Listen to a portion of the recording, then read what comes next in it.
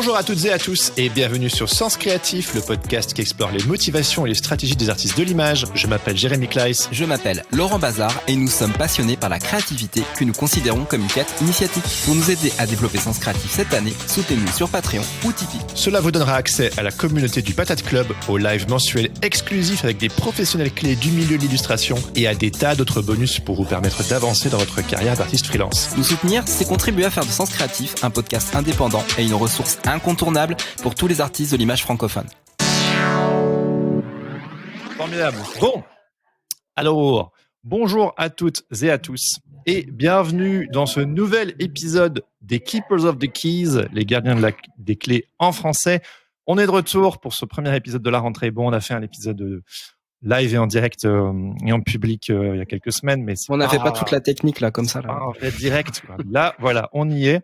C'est même pas un vrai direct de direct parce que c'est un direct privé. C'est pas sur Twitch, mais on est quand même content d'être là. Bonjour à tous ceux et celles qui sont avec nous dans les commentaires.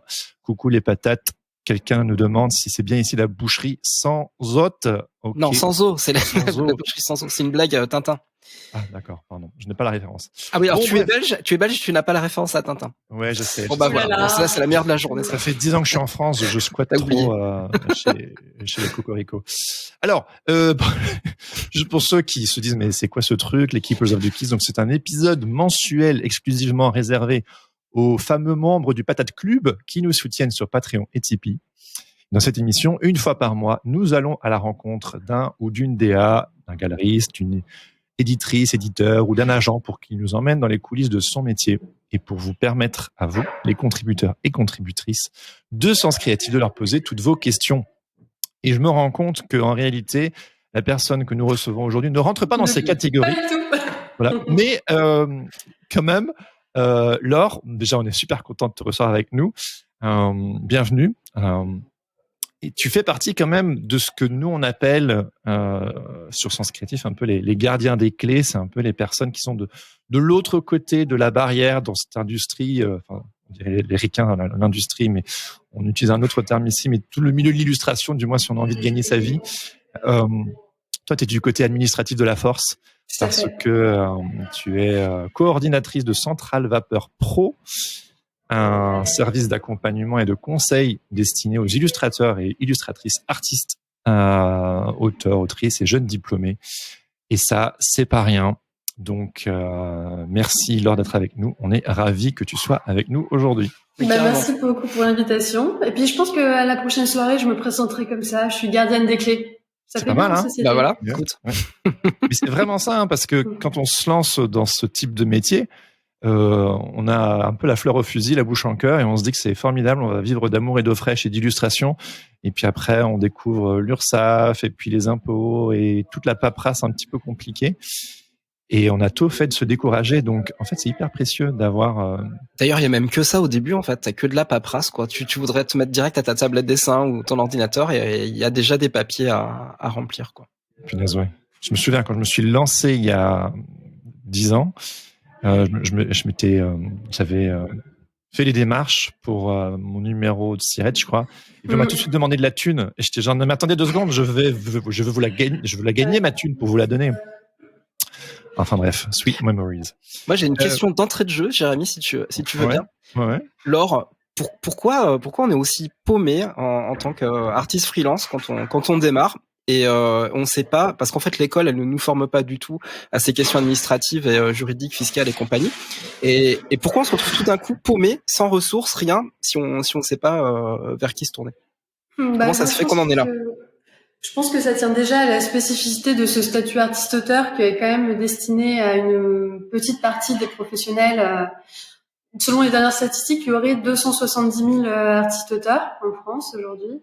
Quand tu compares aux autres entrepreneurs où là ça se compte en millions, c'est aussi je pense ça qui explique cette petite difficulté d'accès. Et puis je pense que c'est un truc que vous devez expérimenter au quotidien où tu vas voir la sécu ou tu vas voir les impôts et tu leur dis je suis artiste-auteur et ils te disent oui très bien mais qu'est-ce que c'est en fait? Ouais, c'est ça. Et vous vendez là, des toits. Des fois il faut leur apprendre. Ouais.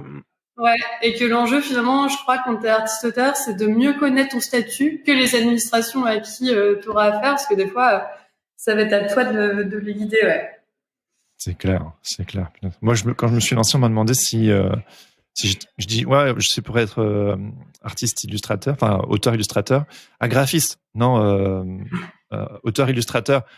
Faites des portraits à Montmartre. Non, c'est un peu comme dans Astérix et les 12 travaux, tu sais, la maison qui rend fou. C'est vraiment le parcours du combattant. Donc bref, d'où l'importance de papoter avec toi et que la structure Centrale Vapeur Pro existe.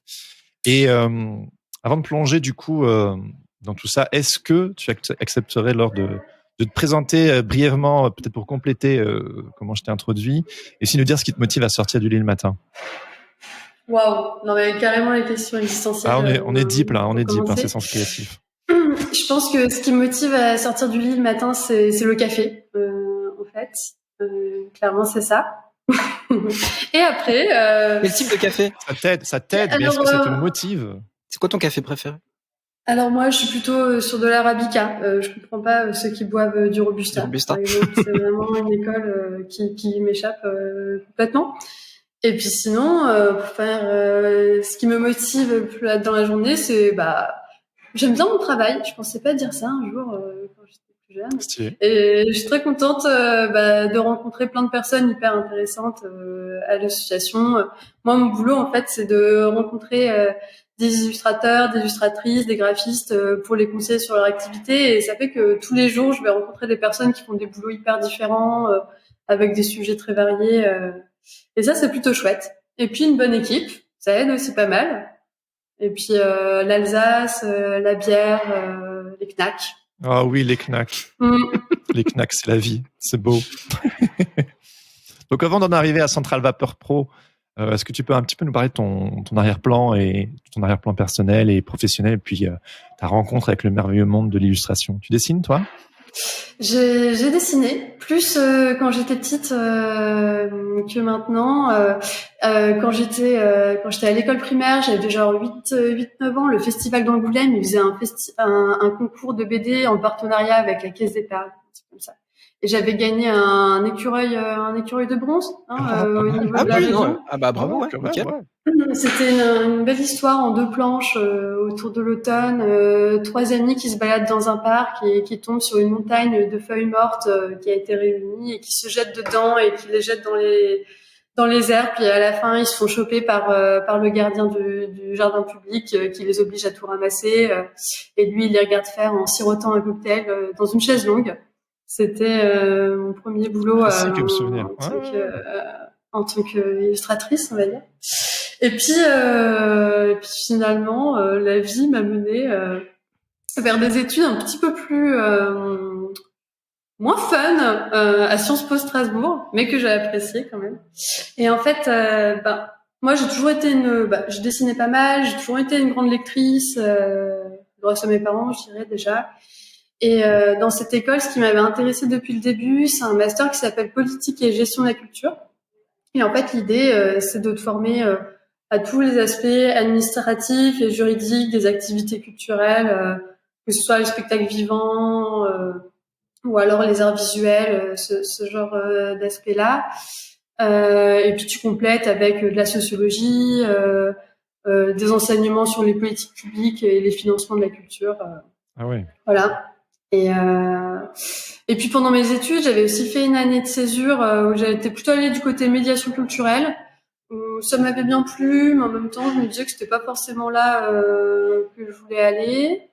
Et pendant cette année de césure, je me suis aussi inscrite à un diplôme que fait l'université de Nantes qui s'appelle le droit de l'art et de la culture. Et là, j'ai découvert le droit d'auteur. Et genre, est-ce que je pensais qu'on pouvait se fasciner pour la lecture de contrats d'édition? Non, et pourtant ça m'est tombé dessus comme ça. et c'est ça qui m'a remotivée à aller vers le côté édition, illustration. Et puis au moment de faire mon stage de fin d'études, j'ai toqué à la porte de Centrale Vapeur et puis je ne suis pas repartie depuis. Trop bien. Ah oui, Centrale Vapeur a tout de suite été sur mon radar quand je me suis lancé et je n'explique pas pourquoi je me suis jamais inscrit. C'est totalement con de ma part. Alors que je suis allé aux États-Unis au Icon Conference et que tout le monde parlait du AOI, de Association of Illustrators. Ouais, c'est ça. Illustration Québec. Je me souviens qu'on avait j'avais essayé fut un temps de Reach avec Sens Créatif jusqu'au Québec.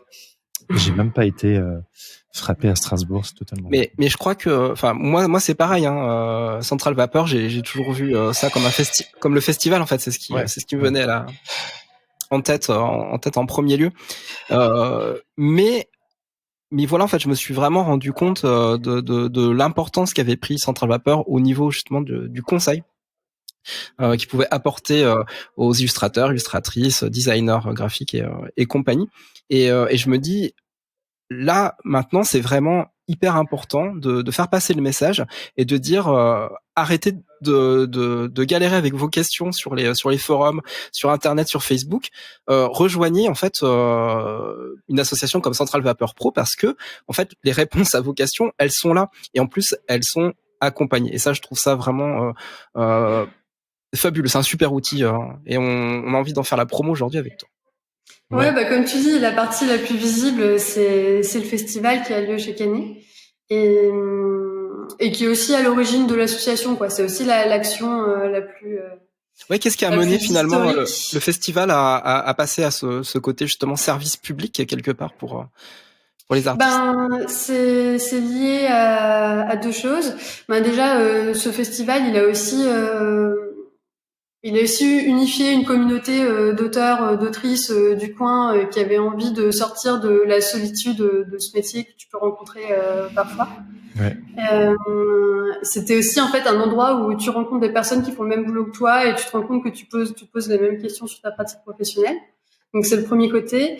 Et puis en fait, Central Vapeur. Alors pour refaire un peu l'histoire, le festival et l'association, elle est née en 2010 à Strasbourg. C'est pour ça qu'on parle de CNAC aujourd'hui.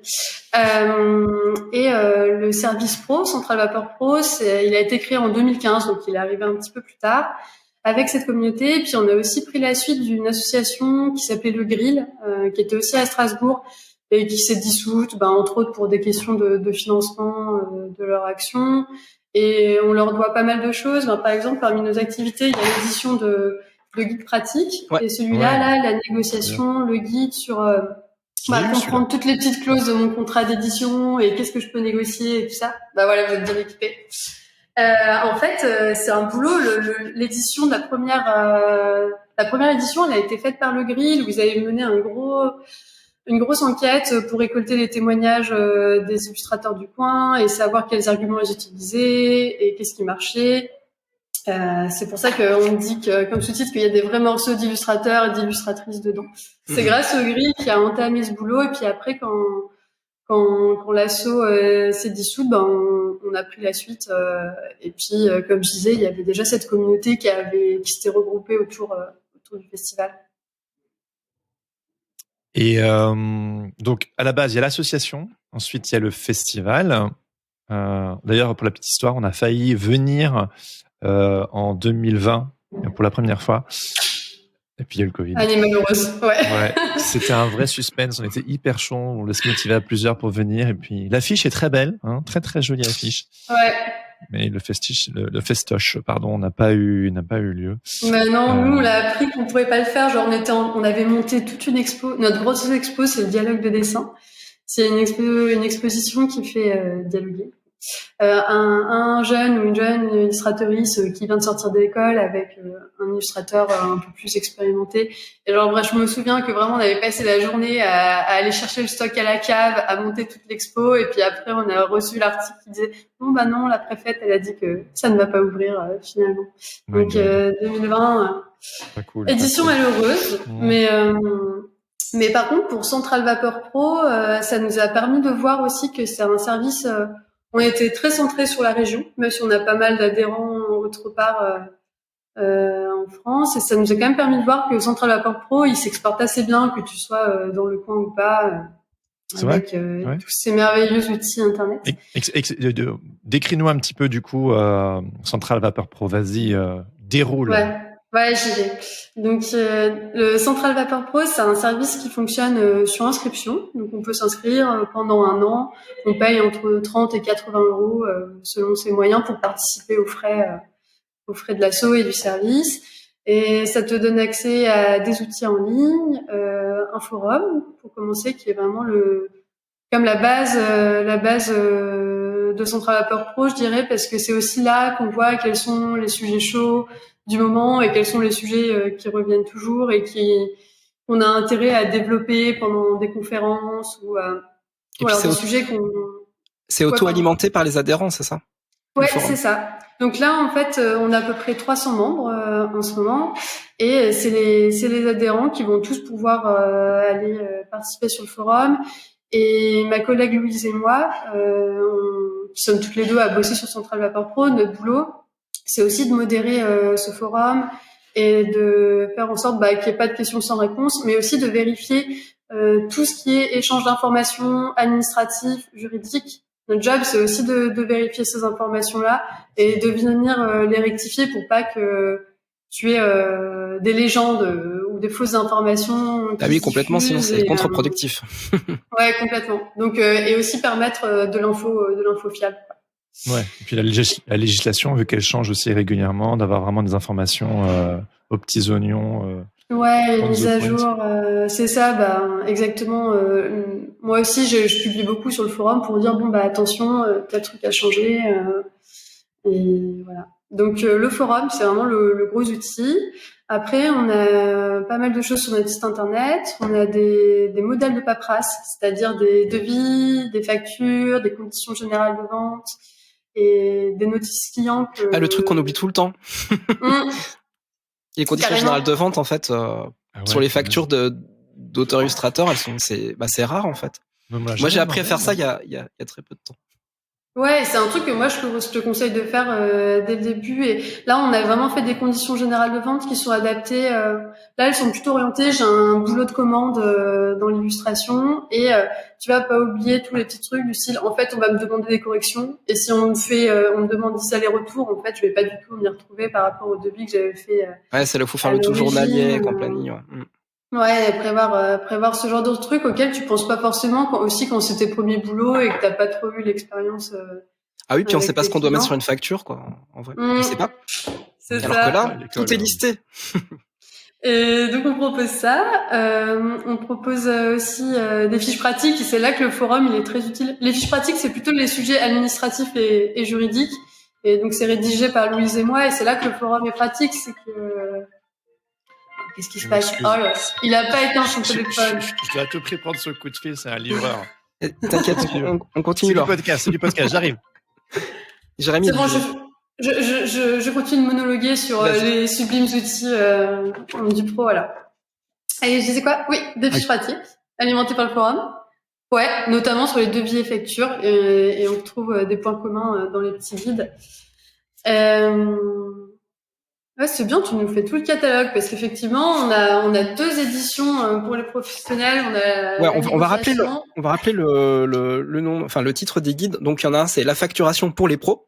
Donc c'est un guide des tarifs, devis, factures, impayés pour les créateurs, et je le trouve vraiment très complet. Alors c'est de la vulgarisation, c'est-à-dire que c'est ça que je trouve vraiment top en fait dans ces petits ouvrages, c'est que c'est pas imbuvable. Ouais, c'est vraiment mis à la disposition des auteurs, illustrateurs, illustratrices. Et le deuxième, c'est la négociation, le guide. Voilà. Quand on est timide, quand on a peur en fait de brusquer un client, etc. Il y a vraiment des très très bons conseils dedans. Voilà. Ouais, parce qu'il est important de relever, c'est que ces 2 guides, ils ont été rédigés par des illustratrices qui voulaient justement avoir de l'info. Comme elles peuvent, c'est un peu un guide comme tu pourrais en parler à tes potes illustrateurs autour de toi, et comme tu dis, avec l'envie de faire quelque chose de très accessible et didactique, et rendre les choses un peu moins chiantes. Ouais, c'est ça. Tu vois, par exemple, là, j'ai un concurrent chez Erol, évidemment, c'est Julien Moya, que vous devez tous un petit peu connaître, et son guide graphiste indépendant. Mais ça, c'est un pavé, c'est-à-dire que c'est vraiment un truc hyper pro. Et là, pour le coup, même si il fait un gros effort de vulgarisation dedans, il faut se le taper, le machin. C'est quand même une bible. Alors que là, c'est quelque chose qui est vraiment une super base où on peut se référer au quotidien, et ça on a l'essentiel en fait là-dedans. Voilà, et évidemment pour une somme modique. on va dire. Tu nous fais bien la promo, dis donc. Bah oui, non mais c'est vrai, mais ça vaut tellement le coup. En fait, pour moi, c'est vraiment des guides qu'il faut avoir. On n'est même pas obligé d'adhérer à l'association pour les avoir. Si adhérer à une association vous fait peur, ils sont dispo sur le site de Centrale Vapeur. Ouais, c'est ça, on les vend sur notre boutique en ligne et je pense que si certains d'entre vous sont curieux de découvrir l'asso et de voir un peu l'esprit, c'est une bonne entrée en matière pour voir un petit peu le langage qui est utilisé et puis l'esprit, quoi. Ouais, complètement. Et toi, tu as participé à la révision en fait des dernières éditions. Ouais, c'est ça. Là, en fait, à l'origine, ça a été écrit par des illustratrices et des graphistes. Et ensuite, on les a mis à jour régulièrement en fonction des évolutions. Comme le disait Jérémy, tu as toujours quelques aspects de la loi qui changent. Il y a eu cette grosse réforme où on est passé à l'URSSAF artiste-auteur qui a un petit peu changé des éléments. Donc, on les met à jour au fur et à mesure. Et là, ça va être l'équipe salariée de Centrale Vapeur qui s'occupe de ça. Et puis ou des trucs tout bêtes comme la mention EI en entreprise individuelle qu'il faut maintenant mentionner obligatoirement à côté de son nom. Ouais, c'est ça. Du coup, par exemple, pour la facturation pour les pros, on était trop tristes. On l'a réédité en ayant tout bien mis à jour pour le passage à l'URSSAF artiste-auteur. Et je pense 2 mois après la réimpression, ils ont sorti cette fameuse mention EI. Donc voilà, on retrouve des petites feuilles qu'on les petits erratums, c'est dedans. Voilà. Les petits erratums pour mettre à jour régulièrement. Mais ouais, c'est des infos à suivre de près. Je suis de retour. Désolé, c'est la première fois en 4-5 ans qu'on vit ça. Un moment de radio incroyable. Jérémy qui se casse parce qu'il a des livraisons.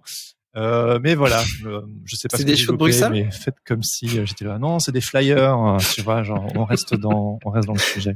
Ouais, on est dans le thème. Voilà. Alors, qu'est-ce que j'ai loupé? On a parlé des guides. Arrivé, des guides. Et puis après, j'ai même pas fini encore de lister tous les outils Centrale Vapeur Pro, parce que franchement, c'est vraiment une offre très complète. Oui. Non, mais vas-y, on est vraiment là pour ça, pour le coup. Et un autre outil qui est vachement bien et vachement utilisé, on l'a appelé C'est bien payé. Et en fait, c'est une base de données d'honoraires qui est remplie anonymement par tous les membres de Centrale Vapeur Pro qui le souhaitent. Et c'est hyper pratique quand on te passe une commande pour je sais pas des illus pour un rapport d'activité et t'as aucune idée de comment chiffrer, tu peux aller chercher dans cette base de données qui a fait quoi, il a demandé combien, il a fait quoi comme cession de droit d'auteur. Ou alors on te propose un contrat d'édition et pareil, t'as envie de voir quel pourcentage et quelle avance sur droit ont eu les autres membres de Centrale Vapeur. C'est aussi des infos que tu peux retrouver. C'est tellement important. Genre la question de la rémunération, est-ce que c'est bien payé? Moi, je me souviens au début de ma carrière, Laurent et moi, on se connaissait, on se parlait pas mal, et puis on a continué, on fait des podcasts ensemble aujourd'hui. Mais je me souviens, Laurent faisait partie de ces personnes comme ça à qui j'écrivais. 2-3 autres vétérans comme ça l'illustration en disant écoute j'ai cette commande des petits machins et des gros trucs et j'ai aucune idée de combien et ici Centrale Bazar à votre écoute. C'était carrément ça. Et puis j'avais le Centrale Bazar et puis après j'avais le Centrale Claude et puis le Centrale Mike Stefanini. Ah oui, mais ça on l'a déjà expliqué, c'est-à-dire qu'en fait si on a des mentors ou des c'est ça, des infos quoi. Si on a des mentors ou des copains, en fait, eux, ils nous filent les tips quand ils sont sortis de l'école et ils ont un petit peu pratiqué. Du coup, on prend ces tips-là. Puis après, en fait, on les redonne à d'autres personnes. Mais c'est vrai qu'il n'y avait pas de centralisation des informations. C'est chacun qui fait sa popote. Ouais, c'est ça qui est cool parce que là, sur le forum, typiquement, ce genre de sujet, on propose tel truc, je sais pas quoi faire. C'est un sujet récurrent sur le forum et en fait, en envoyant un mail, tu demandes à 300 personnes en même temps quel est leur avis. Ils répondent à fond au taquet. Ouais, franchement, on a rarement des messages sans réponse. Après, moi, mon rôle, tu vois, des fois, c'est de relancer un petit peu, de dire machin a pas eu de réponse et en général. C'est comme les sessions de droit. Alors quand on a un ou une agent, ça aide toujours. Genre on se dit c'est bon, il ou elle va s'en occuper. Tout comme la question de la rémunération, c'est tellement reposant de pouvoir se reposer sur l'agent. Mais c'est vrai que si on n'a pas d'agent, et puis après, tout le monde n'est pas d'accord dans la profession non plus sur l'utilité des agents ou non. Mais comment on fait pour savoir au niveau de la rémunération, des sessions de droit, c'est quoi? C'est quoi de s'y retrouver quoi? T'as des tips, toi, du haut de toute ton expérience là dans tous ces domaines-là. Comment on fait pour bien pour faire un bon devis et genre savoir combien demander, et aussi comment on calcule les cessions de droits? Vaste question. Je pense que déjà, le bon réflexe à avoir, c'est de poser un maximum de questions à ton client sur qu'est-ce qu'il va vraiment faire de ton image. Parce que je pense que souvent, et notamment si c'est un client dont le métier c'est pas particulièrement l'image et qu'il n'a pas l'habitude de faire des cessions de droits, c'est vrai que le concept de droit d'auteur, tu dois te retrouver à l'expliquer et lui expliquer que tu vas céder pour des usages bien précis. Merci d'avoir écouté Sens Créatif. Dans la suite de cet épisode, Laure Bétinger nous explique comment appeler un chat quand on fait face à des situations parfois invraisemblables quand il s'agit de l'exploitation des cessions de droits. On parle des services proposés par Central Vapeur Pro qui permettent de débloquer ces situations et de l'accompagnement proposé tout au long des procédures de négociation et de médiation, ainsi que des partenariats engagés auprès des différentes écoles d'art et de design. On passe ensuite au top 3 des questions récurrentes que se posent les auteurs, autrices, illustratrices, comme le démarrage de l'activité ou encore le choix nébuleux du statut auprès des impôts et comment cumuler plusieurs de ces statuts en fonction des besoins. Comment déblayer la montagne d'infos pour créer ensuite des automatismes administratifs qui nous facilitent la vie au quotidien et comment trouver une méthodologie adaptée à soi-même malgré la fameuse phobie administrative. On parle de la problématique du pricing et du rapport de force avec le client, comment parvenir à activer les bons leviers qui font mouche pour obtenir la rémunération qu'on mérite. Et puis, on fait un focus aussi sur la communauté de Central Vapeur Pro, engagée et mutualiste sur laquelle Laure veille de façon bienveillante et proactive. Enfin, on termine avec les questions pertinentes des membres du Patate Club. Pour écouter la suite de cette interview ou accéder au replay en vidéo, soutenez-nous sur Patreon ou Tipeee à partir de 5 € par mois. Cela vous donnera accès à la communauté du Patate Club, à des tas d'autres bonus et aux épisodes mensuels exclusifs des Keepers of the Keys, comme celui d'aujourd'hui, pour vous permettre de poser vos questions en direct à des acteurs clés du milieu de l'illustration. Pour ce faire, rendez-vous sur www.patreon.com/sens-creative-podcast ou Tipeee avec 3e.com/sens-creative-podcast. Un grand merci et à la semaine prochaine pour un nouvel épisode.